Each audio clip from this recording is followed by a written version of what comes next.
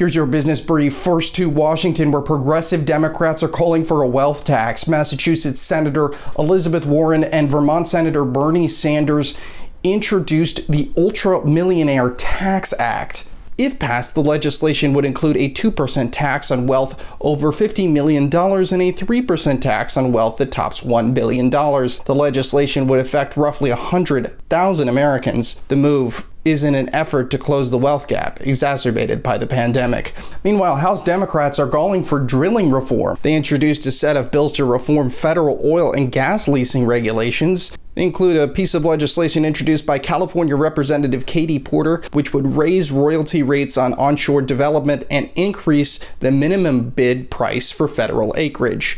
Another piece of legislation introduced by California Representative Alan Lowenthal would increase the amount of money the drillers would need to set aside for any cleanups. The Federal Trade Commission is asking e-cigarette makers for their sales and advertising data. The regulatory agency sent orders to 5 companies, including Juul Labs. The FTC wants to see data from the years 2019 and 2020. They want to see characteristics of the products they're selling, like flavors. The request also calls for reports on their advertising spending to see where they placed advertisements. The industry has continually come under fire for targeting their products towards younger consumers. VOLVO has vowed to go all electric by 2030. The automaker unveiled a plan to stop selling cars that run on fossil fuels by the end of the decade. This comes amid growing pressure for the automotive industry to move away from fossil fuels. VOLVO isn't wasting any time. They announced that half of their sales will be fully electric by 2025, and hybrids will make up the other half. The automaker also announced they're moving all of their sales online.